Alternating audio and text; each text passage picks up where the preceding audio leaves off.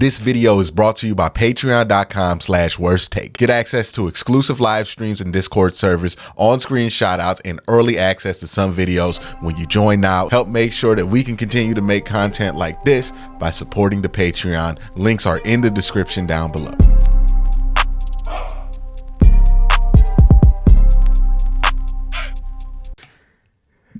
I might have to stop bringing Cam on because every time we bring Cam on, we got some craziness to talk about when it comes to stuff going on in the Browns locker room. So, Cam, that's the first question I want you to answer. Are you just terrible luck for the Cleveland Browns? No. Again, I keep bringing up this feature, but I got it. It's my favorite one so far. Next man up. Hello, Dustin Hopkins making NFL history. I'm not bad luck. Thank you very much. Okay. So... we need you to be more careful with who you select your next man up with. Listen, if Sean wants to do an interview, we can do that. We can see if we can't get him back on that field. At this point, just play it safe and put PJ Walker in the interview. Oh, listen, he could be next man up. That's a great idea. That's a great idea. Man. He's been next man up for like 3 weeks. He's been the next. He missed the next. You got to get a belt and give it to PJ. Mr. Next Man Up. Okay. Mr. Still here. I'm you know what I mean? I'm still up. Look, he done burnt his practice squad eligibility in 6 weeks. I know he's happy. Because that changes his checks. I know he's been thrilled with how things have played out. And he 2-0. Look, PJ is like, let me know what's going to happen, boss. I bet you PJ's the one dude in the locker room ain't got a problem. Deshaun, let us know, man. He's happy to be here. I'm going to get a game check either way. I hit that minimum, baby. You know what I mean? So shout out to PJ, because look, if anybody's benefiting from this situation, it is PJ Walker hitting his vet mins. I'm pretty sure this is like his 4th or 5th year in the league combined. So he might hit an accumulated total and be eligible for like veteran health care and everything else like that. Just getting his bag. You know what? Hey, he was in the XFL not too long ago. This was a dream. Okay, and you know what? And he's putting it all out there, even if it's not always the best. Right. He's got so much heart, and you got to love that. Yeah, definitely appreciate PJ. But speaking on the quarterback position, it's been a lot of unknowns so far with quarterback. Who's going to play? How's that person who's playing going to look? Who we're going to start? It can't be good for the wide receivers. It can't be good for the game plan. It can't be good for anybody. So with this whole Watson saga, I'm going to ask, there's going to be 2 parts to this question. One, in your opinion, with everything you know, at what point, and do you think it's this week, will it benefit the Browns to just make a decision either way with Deshaun? Either he can play or he can't. I think that would have benefited them before, but it's been so uncertain that I think they've been playing that waiting game. They've been giving it the day-to-day, and because at the end of the day, what he has been diagnosed with it's not a break. It is kind of a strain. It's like a low-grade strain. And so it's not as if there's like a ton of structural damage in which you look at it and you say, oh, he has to go on the IR. This is going to take him out for some time. I think there's been a lot of question marks. They got the initial look at the shoulder and it maybe didn't fit the way that it looked a couple of weeks later, and they're still dealing with that. And so it has been a kind of changing situation. But now you're getting to the point where, all right, you've done the waiting game, you've given the rest, you've gone through a medical rehab process, you felt confident enough to start him against the Colts, and he felt confident enough too, because it is on him as well. It's not just the team throwing him out there. If he really felt bad enough, he would not have played. He would have said, I'm not ready yet. He, at the beginning of that game, felt good enough to go. No restrictions was the report, right, from CBS. No restrictions. It looked like a restricted game plan to me, but I'm just an idiot in a chair. But no restrictions was the word that we got. And it could, even that could have been, an easing into it, because and he just didn't get far enough to see where it goes, because it's not even just the injury at that point you have to deal with. It's him not playing for 3 games. It's been a month since he played. And so then you've got to get him back just that game speed, because you can only replicate it so much in practice. So maybe maybe that was part of it too. If it looked limited, like it might, and restricted, it might have just been, all right, let's build him up. And if he would have played the full game, we would have seen him open things up a little bit more. I do think that now that you've seen, okay, he's been cleared and was out there and took one hit, and it was immediately, okay, no. If it comes down to that, and it's just that situation right there can take him out of a game, then you've got to make a call. You've got to do it, because then your uncertainty isn't just going up until game day, like the Dorian Thompson-Robinson situation where you find out 2 hours before, okay, guess what? You're starting. Now it's, okay, here's the game plan. We are confident that you're doing it. Oh, 5 throws in, couple series in, and back to the backup, and Dorian's inactive. And now you're in a totally different space. So I think this is the time they need to really buckle down and figure this out. The uncertainty they've played through it well. They beat the 49ers in that uncertainty. They bounced back from the loss in the uncertainty against the Ravens. They beat the Colts in that uncertainty. That's great. That's not going to probably continue that way. That uncertainty will trickle in, and you will start getting results that you aren't looking for. That Colts game was so close. And on paper, going into that game, nobody thought it was going to be like that. The Browns should have handled that a little stronger, I think a lot of people assumed, right? And so great that they got the win, but if you're going and that's how you have to squeak that win out, because that uncertainty, eventually as the season goes on, you're not going to squeak those wins out, and it's going to start being detrimental to the team. And this uncertainty is a lot easier to deal with in the locker room after victories. 100%. If you're 2-4 and you're dealing with this one, the sense of urgency is different, right? Like, that's the fortunate thing about being 4-2.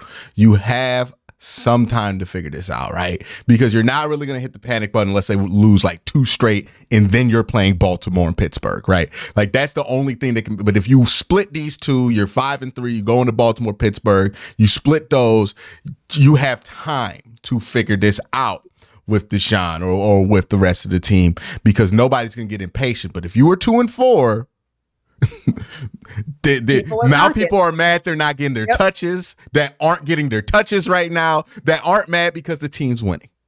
You know what I mean? Like, now people are upset because of the situation. Now all that comes to the surface. You've been fortunate. You've won these last 2 weeks, and I think you need to take advantage of that, right? Like, this week, sit down. Probably tomorrow morning, if they're not in the building today, well, they're not in the building today after. Yeah, so Tuesday, they'll come in and have a real heart-to-heart conversation about if you can play football or not. You know, from a medical standpoint, from a mental standpoint, from every standpoint that you can find, every angle.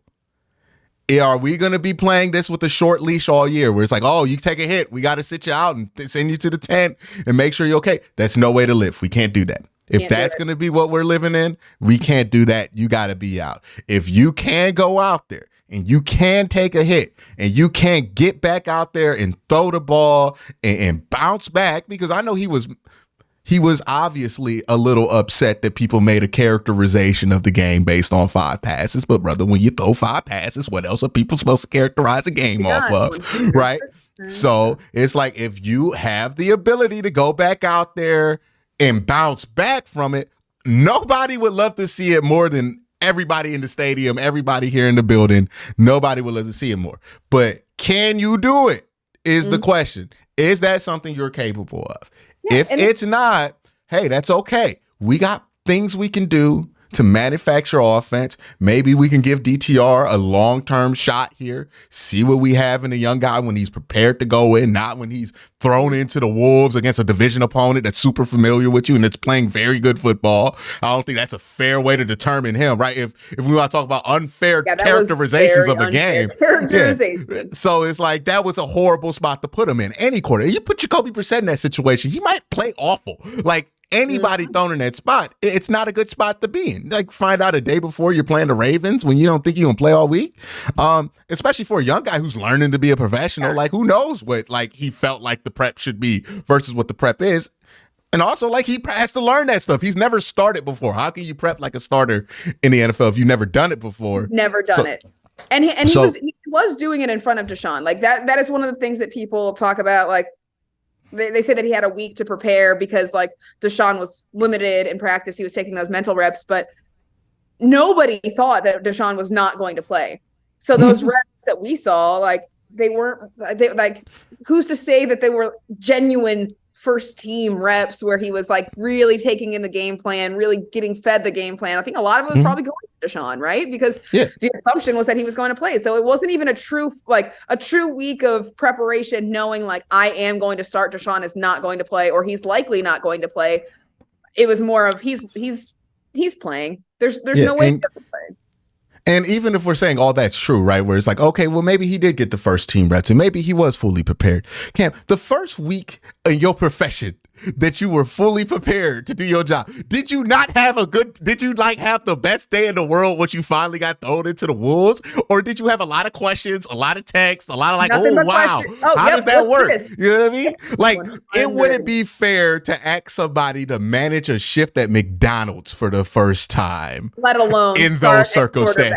Let alone play an NFL football game for the first time. Because you could be prepared to work your first shift as a manager at McDonald's. We both done it. We both been fast food managers. And that first shift is like, yo, what is this? Like, oh, what am I doing? Just left. Like, oh, that can just happen. Somebody just left. Okay, you got to write this. Like, oh, how do I do this? You got so many more questions. You don't know what you don't know if you're a first year player thrown into a start. So even if he was like, hey, this is what's going to happen, you might play all this. He a rookie. He don't know what he don't know. He don't know what questions to ask. Nobody, like PJ might be trying to tell him something. Deshaun might be trying to tell him something, but we all know just because somebody tell you something don't mean you learn it. Like you learn it because you get okay. Yep. Oh, I need to know what to check to on the fourth one because it might happen. Like, okay. Didn't think it never happened at UCLA. I didn't think that was a serious thing I needed to do. All right. Like it's just different. And nobody would expect that in any other situation. I think DTR, if he has to go out there, I think they'll be fine with him. It won't be the greatest thing in the world, but like, at best case scenario, you could get like a Brock Purdy situation happening. Like, okay, he ends up being good.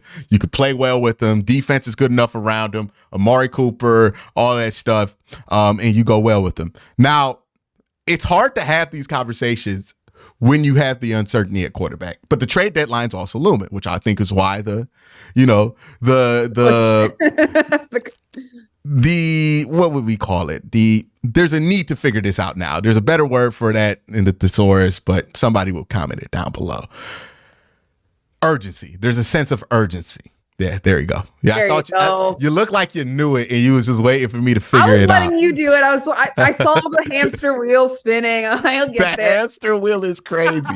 All right, but the sense of urgency has gone up because if you need a long-term solution, you don't feel like DTR could be that guy. You probably need to trade for it. It's not on the roster.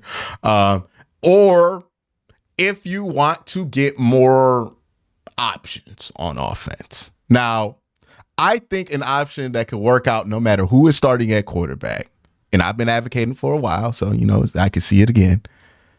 DeAndre Hopkins, veteran wide receiver, and his play style is conducive to every quarterback you have on the roster because at the end of the day, what DeAndre Hopkins is great at is I don't know where to throw the ball. Okay, DeAndre might do something with it. Let me just give it to him, right? When you have a question, you can always give that thing to DeAndre. He's still good at that. We saw that against the Titans game. And I think that would be good for Deshaun if he gets back out there because a lot of those throws where Deshaun just decides to throw them up would look a lot better if DeAndre Hopkins was there and able to come up and understand where Deshaun wants him to be and everything else like that. Same thing with PJ Walker. Him and Deshaun play similar styles. Just PJ's 5'11", trying to do it. But yeah, PJ could throw it up to him. He'll be fine with that. And I think it would help a rookie if he has to play in there. Like, okay, I always have this option available to me. If they confuse me on defense, if they're clouding Amari Cooper and they're bracketing him and I don't know where to go, I'ma just throw it in the direction of Hopkins and hope he can make something happen with it. And that'll keep a lot of interceptions from happening, right? Because right now, you're forced to go in the middle of the field, and that's hell. Okay, like that's hell when you don't know if that's supposed to be open. That's how interceptions happen, right? When you don't know exactly what's going on, and you throw in the middle or you throw across your body. So I think D-Hop would be somebody in there. Do you think that they're looking for serious acquisitions in this trade deadline? And two, who do you feel like they might look at? Yeah, I think they definitely are. I think they have the potential right now to be buyers in this market for sure, because there has been that uncertainty at quarterback. You're looking at your offense. They are second worst offense in the league ranked. They've been struggling. There's no question there. They have a very strong run game. The passing game's not there. That's that uncertainty at quarterback. Again, you are mixing things up. You're throwing PJ Walker out there, and that doesn't benefit anybody. And so I do think that they could be buyers, and receiver is definitely a position that they are looking at. Buyers and sellers, that they know what they've got. They know that they can rework that room a little bit. And I think they have eyes on that for sure. It's just what is willing to be done, because they're also, again, we've talked about it before. The culture of this organization starts, at that top. I think the front office has been a really integral part of this team's success, in the way they handle moments like this, the trade deadline, free agency. Andrew Berry and his staff have done a really good job at bringing in people. So I would not be surprised if they can make some big acquisitions in that department, even maybe on the offensive line, because of that depth, right? Now you're looking at the running back situation too, and you've got Jerome Ford going through an injury. It's short term, right? But that's two of your starting running backs out, right? You got Kareem Hunt, who you can plug in, but then you got Pierre Strong. It's everybody you had on the team in camp out. and then who you bringing up, and that's the thing. It's like so there's a lot of different areas in which they can pursue. I think it really comes down to, I never like to say like, oh, they 100% are going to be buyers in this position, because when I think that, they go out and get somebody else that makes total sense in a totally different area, just because the way that they are able to conduct these trades, the way they're able to use the few resources they have in trade packages. I think they surprise me quite often in that regard, where I'm like, oh, I didn't see that one coming, but makes total sense, and what a deal. But I think DeAndre Hopkins was a name that was here right before, didn't end up here, ended up in Tennessee. So if they're shopping him, why wouldn't the Browns be calling? Why wouldn't they be taking that phone call? If he's going to be available, they're going to hear it. They're going to hear all of those things, because that's what they do. It's just, will it make sense for them? Will their assets that Tennessee is looking for, is that trade going to make sense? And is it going to be Cleveland that pushes for it? We'll see. I do think Dorian, we talked about it there. Like, Dorian has the potential to be a very strong backup. That first game to me is an indicator of what he's able to do. If they are looking for somebody for a little bit more consistency than PJ Walker at a veteran position, I'm sure that they'll explore that avenue too. It just might not come to fruition. And I think that they're not in a place that they're desperate, because it's working out right now for them. Right now, they're winning games. They have a solid record. They're not desperate. They are approaching a position with Deshaun's uncertainty that if they don't make smart moves and they don't come up with a solid plan, a couple games later, a couple games deep from this point on, they might look desperate. And that's not the point you want to be at. You absolutely don't want to be past the trade deadline looking like a fool, looking like you should have made a move. I can't believe we didn't do anything. Kind of high and dry and trying to figure out scrapping things together. This is the time to make a game plan. So, I could see them. They're going to do something. I think they're going, whether it's comes to fruition or not, whether it's something they just explore and it doesn't happen, but they'll be active. They're active now. They'll continue to be active. And it wouldn't surprise me if there's some new faces added to this team to address these areas of need, because right now it's fine. You get a couple weeks in, and then you start going against your divisional rivals again, and you might not be fine. Want to build a cushion. Mm-hmm. Like, want to build a Absolutely. nice cushion before you go into that with this much uncertainty. Or hopefully you don't have uncertainty by then, either way it goes. But the one thing we are not uncertain about in the city of Cleveland anymore, even though it took far too long for some of us to get here, Myles Garrett. Now, Pat McAfee went viral. Did you see his tweet? I did not. He said, in Lucas Oil Stadium, watching Myles Garrett, it's incredible. Might be the best human ever constructed. Best human ever constructed. Yeah. It's a very good way to describe Myles Garrett. Now, you were there.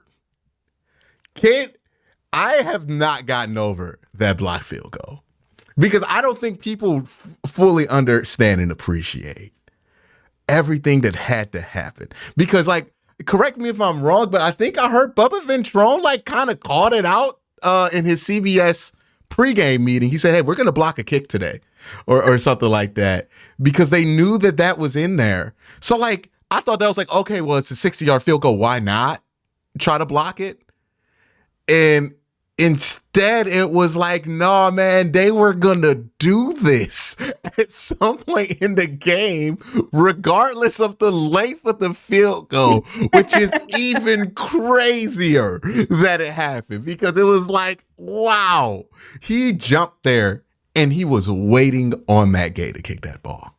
Myles Garrett he said he practiced that. He does that in practice. He practices that in the offseason with those box jumps. Myles Garrett is a freak athlete, right? So that constructing that, I think, has been probably in the works of like, should we do this? Can we pull this out? And they reached in the bag and he decided now's the time. And he showed why all of that work pays off. There was no hesitation. It was the cleanest leap I've ever seen. And for him to be able to do that, not just in theory, because he does that in theory. He said he practiced it. He does that in theory when he does those box jumps. He does that in theory when he's showing off the athleticism away from the game. The absurd, like, again, this is what we're missing. The absurd confidence to do those box jumps and say to yourself, yeah, I might have to jump over somebody. And you're 6'6", 280. Doesn't matter to him. In game, like, it's not in theory, in true game action with like things on the line. And he has the confidence after the game. The question to him was, how hard is it to jump over the center without making any contact? And we went full confident. Myles Garrett answer says, depends on if you're me or not. If you're me, it's just another day at the office. Like, you have to be that. I bet if you asked him, he's like, I didn't get a clean enough jump, honestly. Like, he would have wanted better. Yeah, he wanted more. He barely cleared him. He could have cleared him. But it was like, it's insane. And I said this is the stuff like Odell goes for a one-handed catch. All of a sudden, everybody else in the league now believes that they can catch the ball one-handed. Nobody was doing that before Odell, right? And he has revolutionary confidence and athletic ability at the position. Like, it's like the like Mike stuff, right? Where it's like, wow, you can do that? Now I'm going to try to do that, right? And we're already seeing this. How many people have you seen try to do the basketball thing that Myles does already? I've seen like 3 or 4 guys try to do the basketball Myles Garrett move because they like, yo, I saw Myles do it. Like, maybe I could do it. I'm good.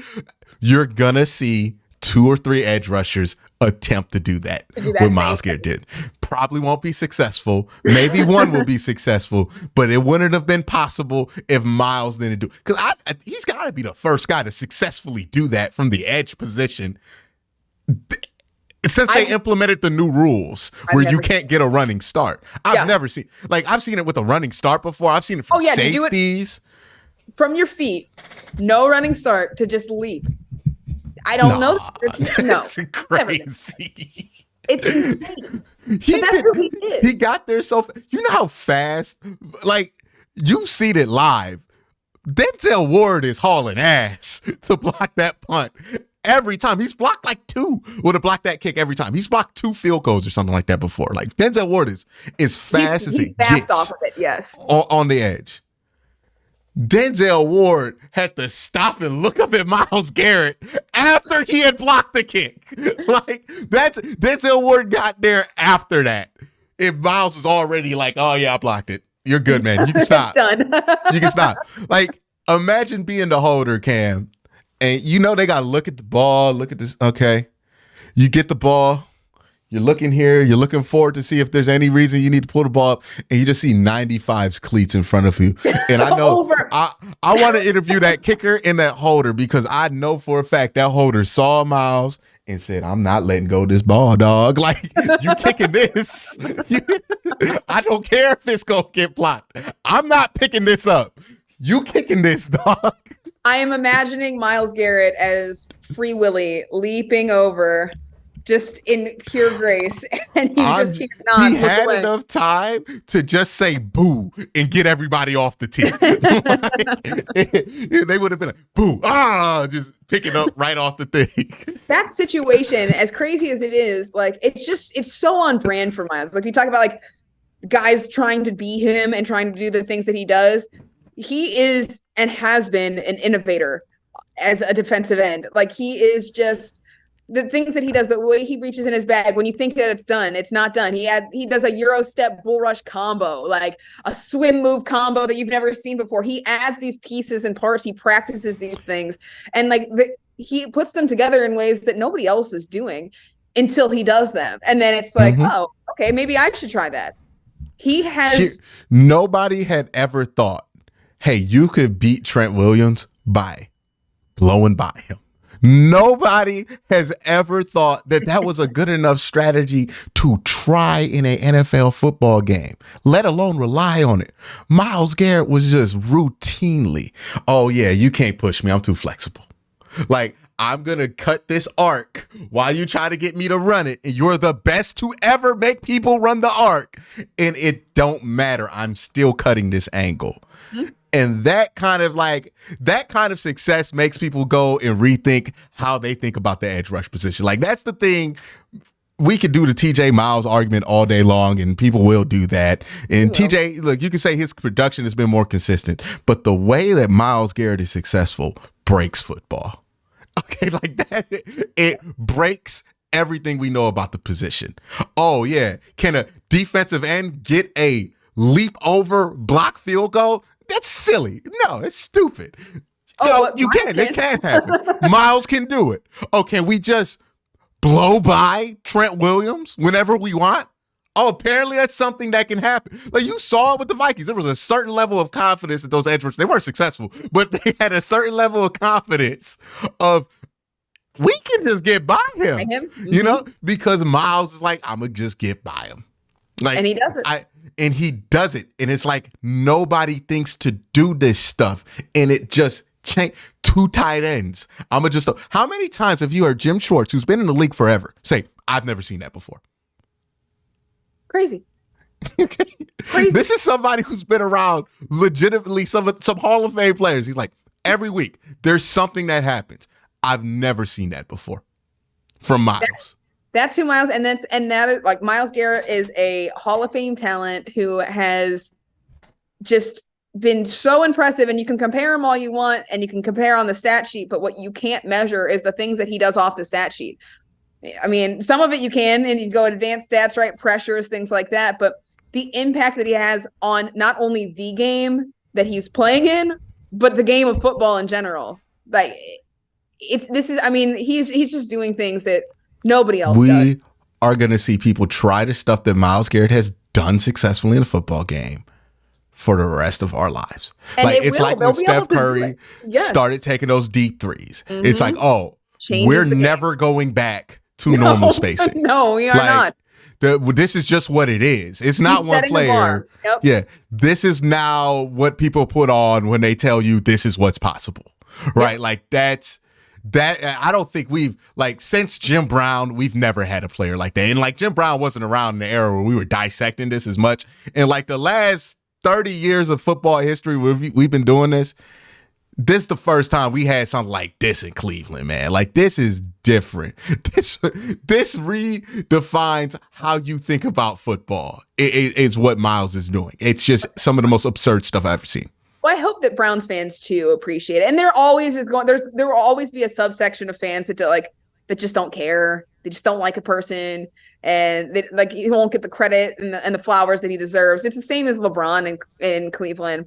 Mm-hmm. Like people just don't like LeBron, and they couldn't see that there's this thing of like, like who cares? There's always fault, there's always hate, and they just like the genuine appreciation of what you're watching is not there. And maybe it will be for a lot of other people too who don't have that feeling yet, like once he's done playing. But I just hope that people like the majority of people are seeing this and realizing that this is like something really special that you're watching. Like, and the fact that he's not just playing in the NFL, he's playing on the Cleveland Browns, and you get to watch this, like that's, to me, is something like that should be appreciated, because this is, I mean, it's awesome. It's fun. It's exciting. And it's like, it's just at the end of the day, like it's unheard of for some of these things. And it will be in the future. People will mimic their game, mimic his game. They'll try to mold themselves after him and try to do the things he does. But right now, like he's one of one doing what he's doing. It's incredible. The other people who are up there in the conversations with him, TJ Watt, Nick Bosa, like they're not doing what he does. They're very successful. They're very impactful. But Myles Garrett does things a little different, and it's just different. And what people forget when they compare him to TJ Watt is that Myles is almost like 2 years younger than TJ or something like that. And when TJ was the day is December 29th, so he is 27. This is the same, like when TJ was this age, he got the 22 sack season, right? So Myles is just entering into that form of his, and it's just like, yeah, man, he's breaking football. I don't think this is, when you're doing stuff that puts you above JJ Watt, who is like, for my generation, most dominant football player I thought I'd ever see, is like JJ Watt and stuff he was doing in 2011, 2012.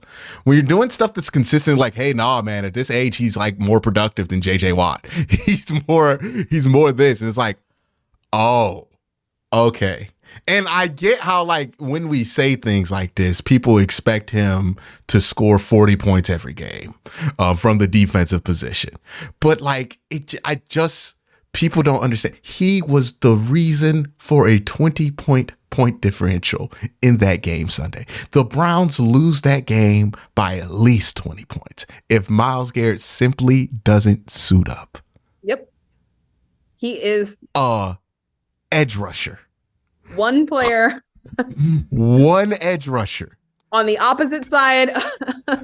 That's not supposed to score points. Not supposed to. You'd like for it to happen. If you don't have him, you lose by 20. Insane. It's absurd. It's absurd. I continue to have my mind blown every week. I mean, like, what, last week he throws around Trent Williams. Okay, big deal, right? Like, you know, you only beat the 49ers on the road, right? I guess that's easy to do now that the Browns have done it. But the week before, like, the Tennessee game was incredible. They brought out, he's gone viral so many times, Cam. We forget. You know, the basketball move, that went viral. The 2 tight ends, that went viral. Everything from this last game went viral. Him throwing Trent Williams, that went viral. This is absurd level of play. Every week it's something. This is what happens. I think, we talk about this a lot, but I love bringing it up because I don't think any of this happens to this level, like success rate wise, if they don't have the pieces that they brought in around him. For the first time, he has like really, really solid line support, and he's getting great play out of his line mates. And that just like hasn't happened for him ever. And so now it's happening, and you're seeing what Myles Garrett can do when he's not one man banding it and left out on an island, when he's got a little bit of support, even if it's not huge. It's consistent, right? Like there's pressures coming from the opposite side. There's incredible movement of the line of scrimmage from the interior. That defensive line is playing so well across the board that even when it's like, okay, like Dalvin Tomlinson had a better game against the 49ers than he did last week, like against the Colts. But even when he's not playing at his highest, he's still so impactful. He's gotten the best out of Jordan Elliott, who was right there in the Colts game.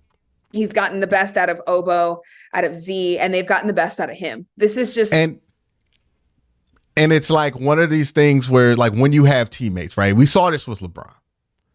If you let LeBron get away with scoring 20 points and you can still win a couple nights, then he gonna give you 60 one of these nights, right? And this was one of those games where it's like, okay, LeBron needed to give 60. Basically, LeBron needed to give 60, 20, and 20. And he did it. But he was able to do it because he ain't been asked to do that all year. Like, he's been like, oh, I'll get 40 here, 30 here if it's easy. You know what I mean? Like, last week, he didn't get any sacks. Cool. But he did a lot around it, right? And then this week, Cam, it's crazy. Are you looking at the stat line? He had 8 stops.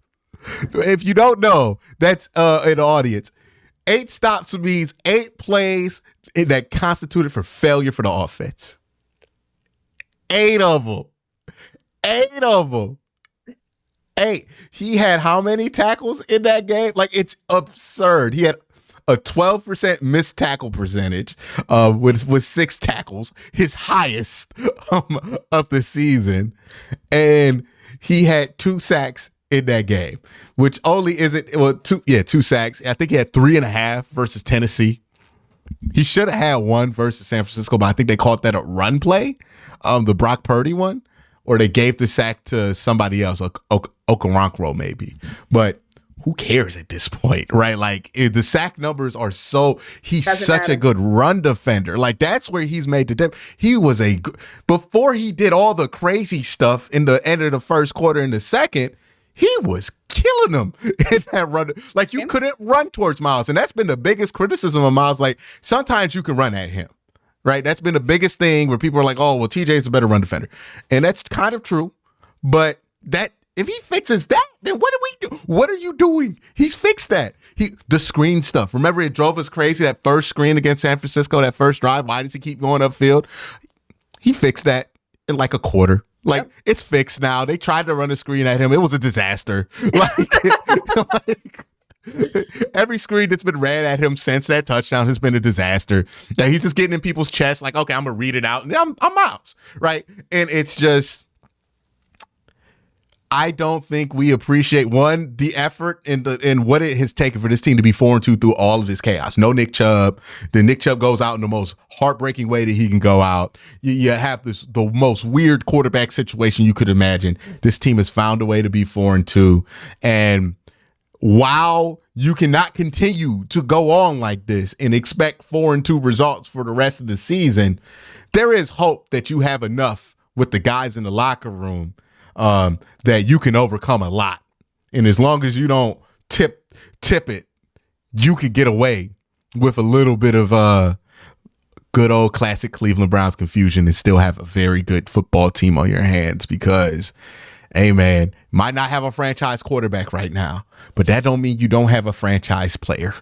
Because in the absence of a franchise quarterback, in the absence of the franchise player in Nick Chubb, Myles Garrett has been the franchise of this team. 100. Point blank, period. Yeah. And you just look across this team, like Myles Garrett leading the charge, taking it, putting the team on his shoulders. And that's been awesome. And then you go down the line and I think kind of the feeler on this team is that this morale remains high through all of this adversity. This team has responded to it differently than in years past. And I think that's huge.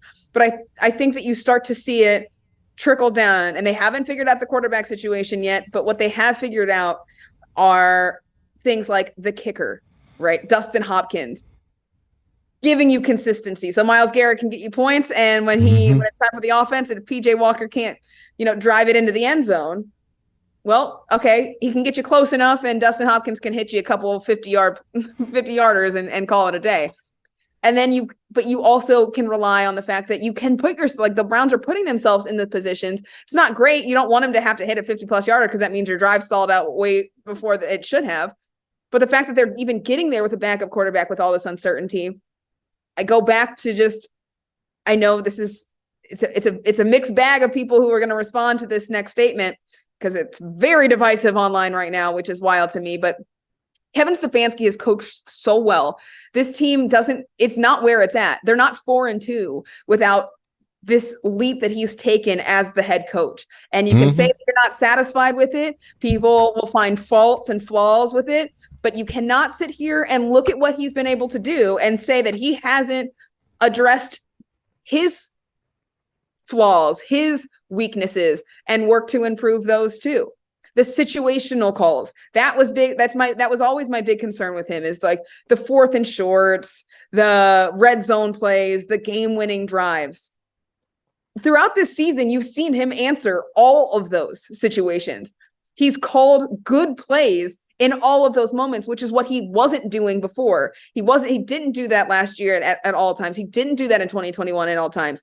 I think he's taken leaps in the way that he's able to see a situation, not overthink it, and just go with what needs to happen. His clock management on that last series, is people hated it. That's incredible clock management. Yes. Exactly that the calls that you because I remember they got that ball to the 1 at that penalty. I remember thinking, what the hell do you do here? Because I think people wanted them to run.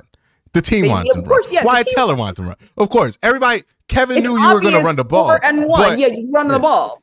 Yeah, but you gotta look at that clock. But you got to look at the clock. There's 45 seconds left. You have no timeouts. And you have to think about the penalties that get you runoffs or holding, false start. So you got to be in control. You can't be rushing any of these snaps.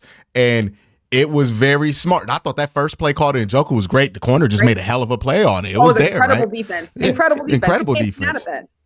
And it probably is fortunate that the way the defense was like missing tackles that you didn't score with 40 seconds left on the clock, right? But it was, okay, we know for a fact I can get 4 plays in if we throw the first 3 and then run it on the last down. Yeah, we know it. And you can confuse them too if you do that, because on 4th down, they're like, well, they just threw it 3 times. They might throw it again. Yeah, they might throw it again. You know what I mean? Like you have a little bit going to your side there.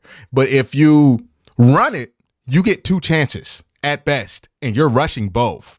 Like you're getting back on the ball and you're rushing both. Or you might get a run, scramble, let's try to throw a fade ball real quick, something that we can call real quick, and then you throw the fade ball, and then somebody gets an offside, somebody gets a holding, somebody gets a false start, and then you get that runoff, game's over.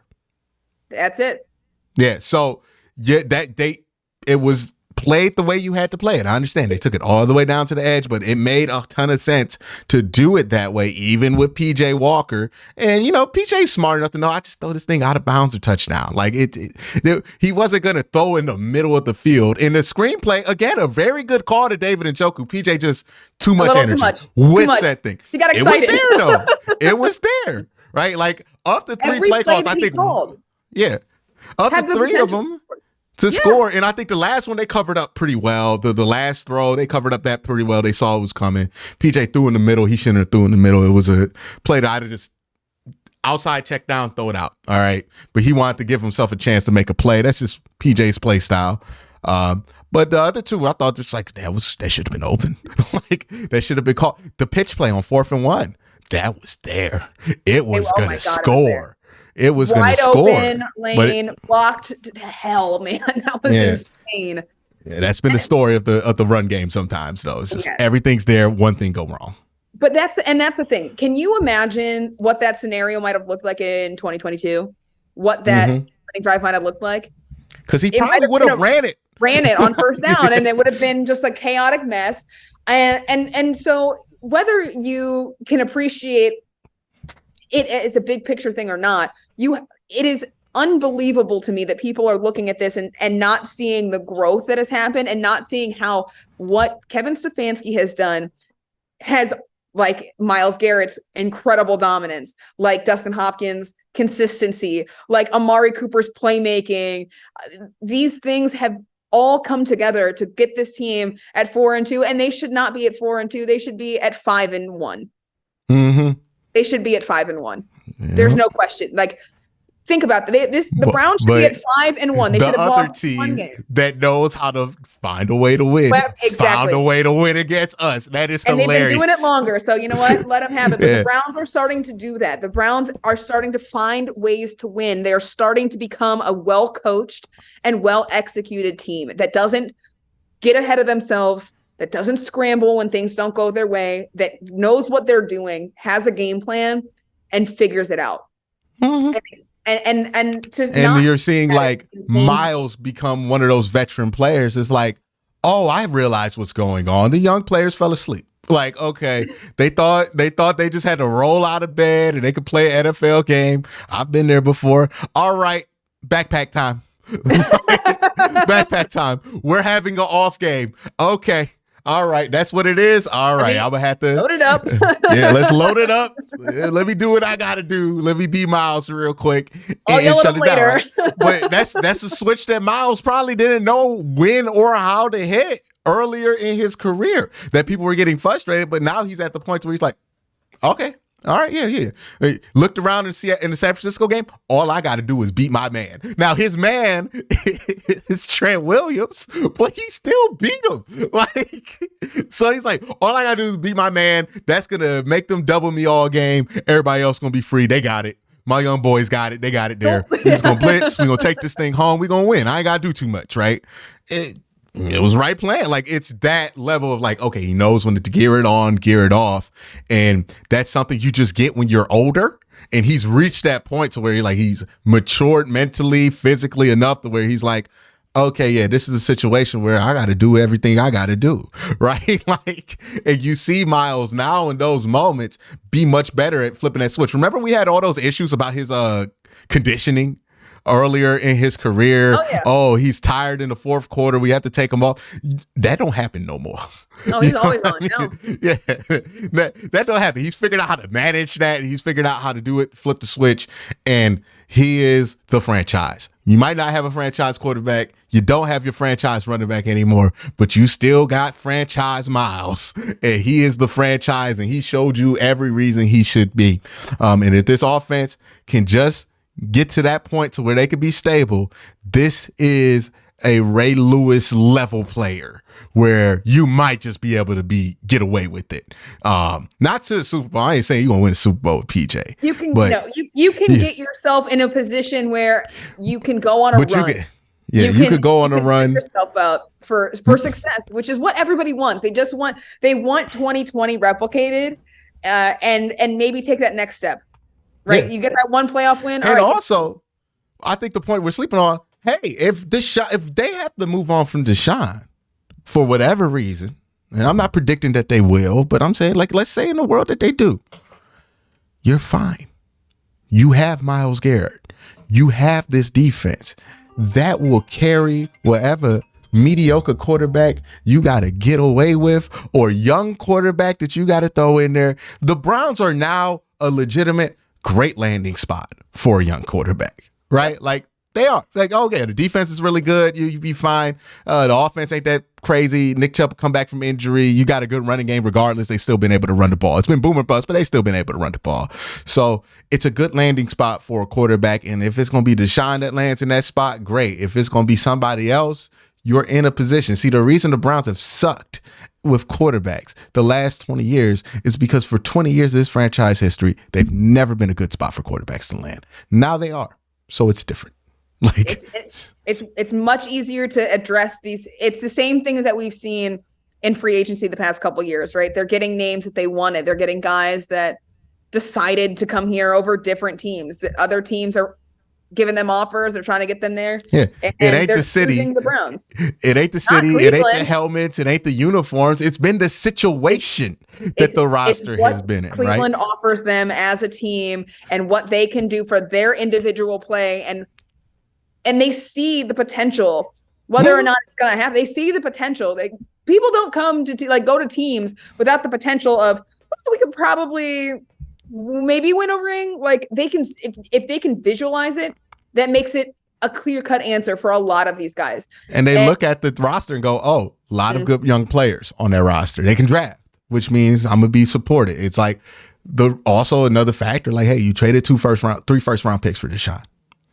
But it's about what you do in those drafts outside of the first round that dictate how much you're going to miss those first round picks. You get Martin Emerson. I don't think anybody would say they would be unhappy with Martin Emerson if he were a first round pick. I would be pretty satisfied. I don't think anybody would say they would be unsatisfied with DeJuan Jones if you took him in the first round. I don't think anybody would say that if you took him 10th in the first round. Like, you go back to where the Browns picked. If the Browns picked him there, and like, would you be more happy with Jordan Davis or Martin Emerson? Would you be more happy with who went in that spot for the Browns? Was it like a wide receiver or something like that? In which one? What, this year? Okay. With which pick? The first round pick. The one that the Texans had. They traded it to somebody, right? They traded it to Arizona, and Arizona used it. Would you rather have the guy that Arizona drafted in the first round or DeJuan Jones? I'm fairly confident. Was that? Oh, they drafted Ohio State. Paris Campbell, right? Oh, Paris Campbell turned into that pick. Yeah. I know that there's so many picks that they got rid of, and it was so hard to track them. And I'm like, go back and look at like the Deshaun Watson trade. Unless they traded up for it, I don't know. It's hard to follow, but I believe that's got to be Paris Campbell. Or I'll go back in. I'll dig that up. I'll figure out. Let me look at the draft real quick. It's so long. Yeah. So let's get that. I don't know these things. Everyone watching is like, why didn't she know it? It's all right. Look, everybody guesses at some point, and this is better than guessing. Which is, it's one of them picks. It's like from the Cardinals, from Chicago. Okay, so Chicago is from New Orleans and all that. Who did the Browns have originally? Like, it's okay. Let's say the Browns, they were set. Would you rather have Luke Van Ness or DeJuan Jones? Would you rather have Broderick Jones, who's not starting in Pittsburgh, or DeJuan Jones? Would you rather have Will McDonald or DeJuan Jones? Jamar Gibbs or DeJuan Jones? Yeah.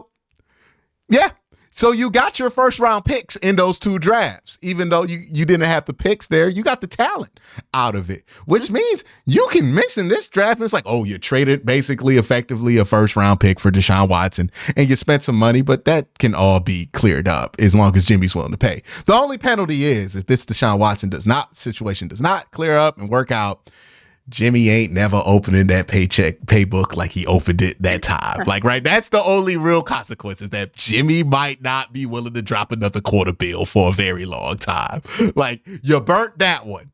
You're going to have to draft your next quarterback. And listen, I think that I don't think that there was any argument on their end. I think that this was a very much desired thing. Hey, I'll give Jimmy his credit. He feels buyer remorse properly, right? Like, after Hugh Jackson, he changed the whole situation with the layout of the organization. After they didn't hire Kevin the first time and they hired Freddie Kitchens, he was like, nah, man, we just gonna do what Depot want to do, dog. We just gonna hire Kevin. Hey, like, he told me to hire Sean McDermott. I ain't do it. We just gonna hire Kevin. Like, say what you want about Jimmy. Impatient, done did all this stuff, but you know what? Jimmy done learned from his L's. Jimmy and D, they done figured it out. Like, okay, man, I'm not gonna make that mistake again. And wait a minute, you're not gonna get me again. Yeah, and if this turns into it, the next person that walks up to it, like, Jimmy, we think we can fix the quarterback problem. All we need is your money. He not gonna say yes to that no more. Like, that is the biggest consequence. Jimmy gonna have to eat some bread for the Browns to be in a decent spot here, and he will do it. But he ain't never eating that much bread again, dog. He's like, y'all gonna act like y'all got a quarterback for the next 5 years. I'm not paying for it. Like, you got to figure it out in the draft, and that will be what Andrew Berry has to do. But you'll have your first round picks back by then, so not that big of a deal. And you feel like they feel reasonably like good about DTR and his ability to be a starter. So I mean, maybe that's the guy you roll the dice on for a year. If you like what you see, you continue on. If you don't, you focus in on the next draft class. So they're not in a terrible situation. Like, no. I think that's when people say it's the worst trade of all time. It's like, it's the most unpopular trade of all time. Bad trade, like, I still think what the amount of doubling down the Broncos did, That makes it the awful trade. Like, because it's not just that you double down on Russ, it's that you got to keep Russ and you double down on the solution, and the solution don't even like him. Yeah. Like, and you traded a first round pick for the solution. I would say this trade might be the most chaotic. I think that might be chaotic, gross, like all around, yeah, exhausting. It's been an exhausting trade. We're just ready for it to normal out and be like just chill and not just, it's just so much.